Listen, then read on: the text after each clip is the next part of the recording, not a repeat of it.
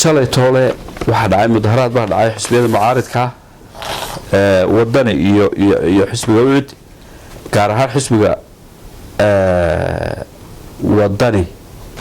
oo lagu la kacay falal xun oo aan laga dulqaadan karin falalkaas oo ahaa uu ka daawanayay warbaahinta way duuban yihiin xitaa gudoomiyaha xisbiga musharax xisbiga la dabcayn gaar la jiirsiyo oo la dilo waynu arkaynay taasna waxa weeyaan dawladda looguma la soo dagaalamin juhdina looma soo gelin in sida la soo caburiyo oo qofka xorriyadiisa laga qaado waana arrin aanu cabaarayno 100% waxa kale halkan uga soo jeedinayaa xisbiyada mucaaradka dhamaantood intii la xiray iyo intii xabada lagu dhuftay iyo intii la dilayay in media ka harkeeyay waliba dumarka ahaa rag Israa'iisha madaxda booliiska kamida ay dilayeen beer kaga tumanayeen iyo Hargeysaba iyo wadanka intiisa badanba anigu Hargeysa joogay iskuulka Hargeysa ku dhigtay waxa ka baxay dugsiga uu Muuse Bixad iyo jeer tagay ilaado dugsigaas ka baxay biyo dhacay markii dabargaali wax waan gudbay waxa xasuustaa maalin aniga rag kale 8 waxaan maleynaa inay ahayd bishii lixaad meelaha gudaha Hargeysa ku jirnay waxa garanayaa surin baa ka soo baxnay ninkii garaya uu garanayaa sirul ilmaalaha kaala gurigoodii baa ka soo baxday halka abaadir Muuse uu dhaxaysay dhinaca waqooyiga ka soo xigtay surinkaas aan ka gudbinay halka dalcadda marka nationalka dalcadda koowaad ayaan wadadiisa ka gudbaa gabadh baa daba socotay gabadhii waxa ku dhacday xabad baa ku dhacday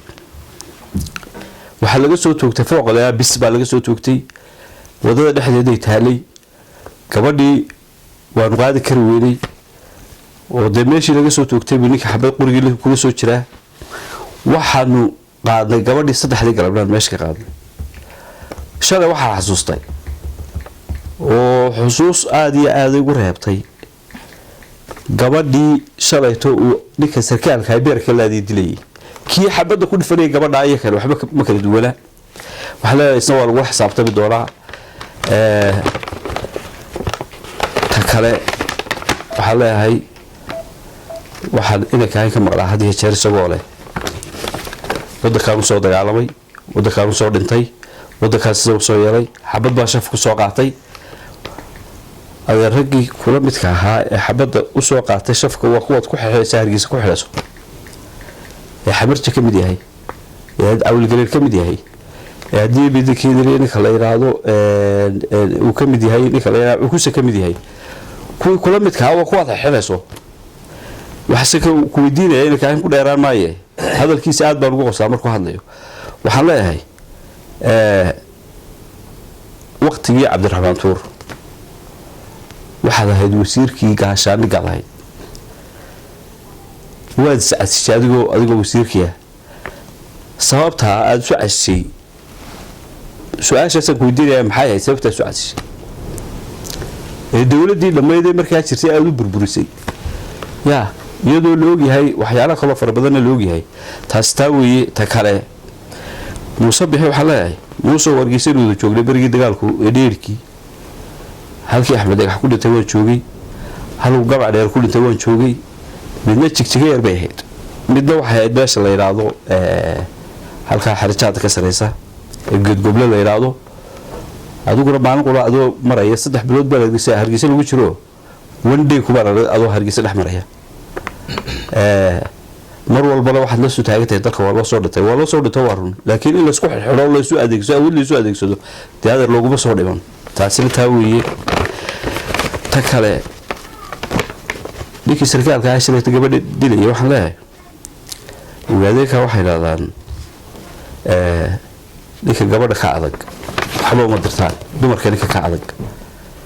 ninka gabadhu iska adag tahay bay wax u dirtaan oo talada weydiiyaan taasina taawiye ta kale waxa jira bariga Sanaag bariga gobolka Sanaag shir baa ka socda waa shir siyaasadeedsan ujeedadiisa waa la ogyahay korleelada ka dambeeya ciidamada la qoraya hadii bidikeeda leeyahay wasiirada jooga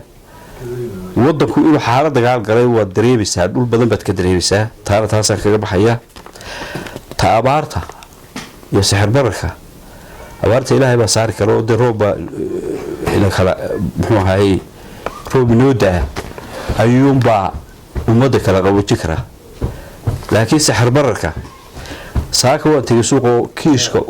kiishka bariiska iyo ka daqiiqda iyo ka sokorta waxba isba dheera waa $50 kiishkiiba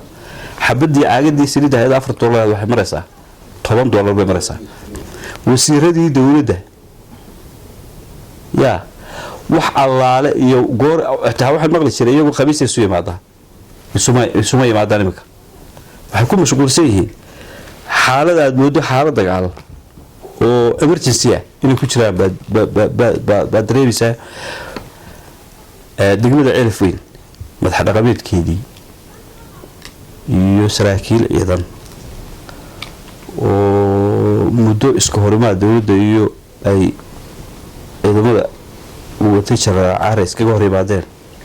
waxaa jirta jaraacaare la masaafuriyey 4 biloodna loo qabtay 4 bilood odayaashu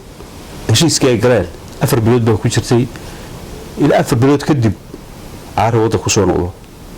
sidii madax dhaqameedku ka dhawaajinay maalintii dhoweyd 2 sanadood iyo dheeraad bay maraysaa waana nin muwaadin oo xaq u leh inuu waddankiisa yimaado waxaa jira isla madax dhaqameedkii degmada oo ka mid yahay boqor Cismaan aw Maxamuud Buurmadow oo isna masaafurs waddanka laga masaafuriyo leeyahay ma soo gali kartid waaran baa ku yaala hadda soo gasho wuxuu sameeyay anagu ma garanayno Ceelaf waxba ka dhacay ragii heshiisiinta ku jiray waxa ragii dhameeyay waxa labadaan waxa leenahay wadda waad ima kartaa Ceelaf Weyn waad soo gali kartaan wax allaale waxay ka xanibayaan oo idinka celin karaana ma jiraan annaga idinka rab taagan annaga diyaar idin la ina timaada waddankiina cid sida idin kartaan ma jiro taasina taa weeye iyaguna heshiiye waa walaalo gacantay sayaan wax ka xumin ma jiraan waxa ka dhiman oo dhamaysan doona insha Allah bidmillaah kariim taala intaas ka baxaya ta kale waxaan xusbiyada bacaaridka u gudbinaynaa labada gudoomiye iyo musharaxaba waxaan leenahay Ceelaf Weyn shirar baanu ka galay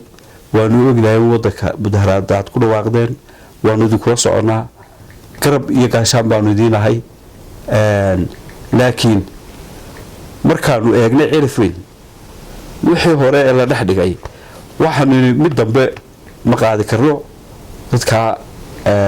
wax ma garatada inay ka faa'iideysteen baa suuragal ah